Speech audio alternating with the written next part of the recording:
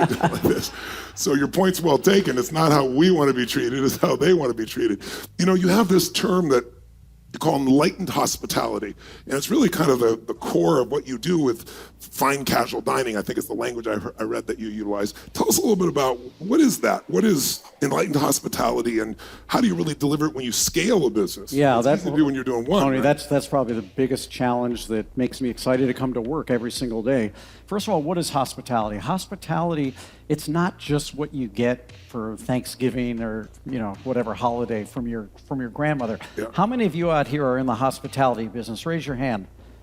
Wow, quite a few. I totally disagree. Everyone, you should be raising your hand. Do it right now. Every single one of us is in the hospitality business because there's this thing we do, but that only gets you to the 49-yard line. Whatever your card says you do gets you to the 49-yard line. You want to get all 100 yards. The 51 extra yards come from how you make people feel while you're doing that incredible thing you do. That's hospitality. And I think that we are all so focused on performance, which is great. I don't want to tell you performance isn't crucial. If you don't perform beautifully, you're just nowhere. You're not even at the starting gate. Yeah. But there are so many companies that can now do what you do. Yes. Because the word gets out, they can copy it. Exactly right. What does that leave you with? That leaves you with hospitality. How did you make all of your stakeholders feel? Now, who are your stakeholders? And this is what enlightened hospitality means. Every single one of us has the exact same 5 stakeholders, but each one of us also gets to pick in which order are we going to prioritize them. And all my life growing up, from my family in St. Louis, I heard customers always right, customers always first, and that got me kind of far.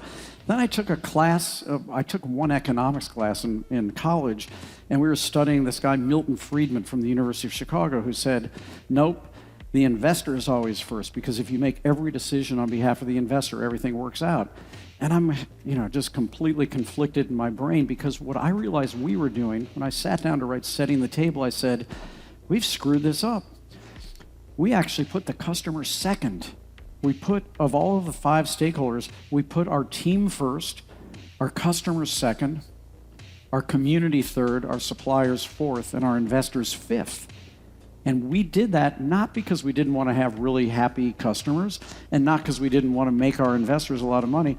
We actually are selfish, and we think that if you start a virtuous cycle where one good thing keeps leading to something even better, well, of course you're going to not put your investors first. Yes. Because that'll be the smallest thing at that point. Yes. And what we learned is that our guests in all of our restaurants are never any happier coming to dine with us than our staff members are going to work. And so that's where it had to start. So this is what we do right now, and something that I'm just devoting my career to is this. Whether or not you eat at McDonald's, I think you would have to acknowledge that there's probably never been a food business that has better scaled systems for how to do the thing you do. You can get a box of French fries anywhere in the world, and it's going to taste the same. And I think that's been a remarkable achievement of its own. And I think the thing that I want to devote our purpose to is, can you scale a feeling? Can you scale hospitality? Can you make it so that while that burger or that rack of barbecued ribs or whatever, or the black truffle in the chicken, whatever it is you're eating, that has to taste consistently good. But how can you now say, and while you're eating it, you're going to feel treated consistently well? Yes. And that's the thing that I'm devoted to. Tell me 2 things, if you would. One is, I know you have a hiring philosophy where I think you call it the 51%, if I'm not confusing it, where you're putting those human skills first, that intellectual, emotional fitness and psychological fitness ahead. How do you pick those people? How do you know? And then secondly, how do you nurture your employees so that scale actually occurs? There's one thing to have the intention, but when you have, 900, how many employees do you have just at Shake Shack? You have 2,000 just at 2,500 out before Shake Shack. Shake Shack's probably got over 4,000 at this point. So, and that's the key thing, and you're asking the right question, because you get feeling from people. You don't get feeling from things. Yes. And so we were able to identify 6 emotional skills that are always present at a very, very high level in someone who's got what we call having a high HQ. People who are going to really fulfill that last 51% for you. Yes. And a high HQ, hospitality quotient, if you've got a high HQ, you're probably somebody who is happier yourself when you make someone else feel better. Yours, you guys like to hug around here, right? Well, hugging is probably the biggest expression of hospitality. The only way to get a hug is to give one first, unless you're dealing with a tree or something. It doesn't work that way. So we have found that the 6 emotional skills that are always present at a high level are kindness and optimism. I get a 2 on that one. Mm-hmm. Skeptics and cynics don't tend to really care that much about how they make people feel. Number 2, intellectual curiosities. Number 3, work ethic. Number 4, empathy. That shouldn't come as a surprise. Number 5, self-awareness, knowing what your own personal weather report is on any given day, because hospitality is a team sport, and you will infect your team one way or the other. Yeah. And I bet you can guess the 6th one, integrity, having the judgment to do the right thing, even when it may not be in your own self-interest. So we go into all of those in depth. I don't know how to teach any of them.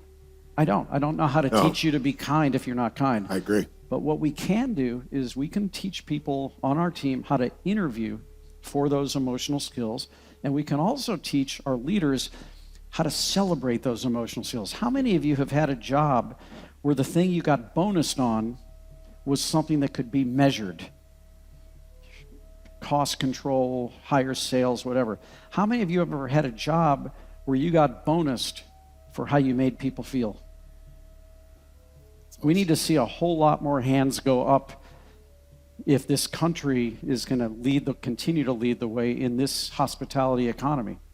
Are you watching? I remember I interviewed some people at Southwest Airlines. There was a point when they had the worst ratio of approval for the stewardesses and stewards.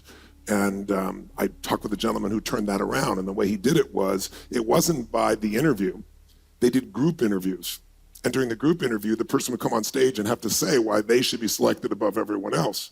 But what they didn't realize is they weren't judging the speaker, they were judging the listeners. Because Southwest had people would sit down, barely take care of you, and lock themselves up. And if you wanted something how to undo their belt, they get all pissed off. And they're watching the people, they're cheering for the person they're competing with. How do you find these qualities? Is it behavioral that you're noticing?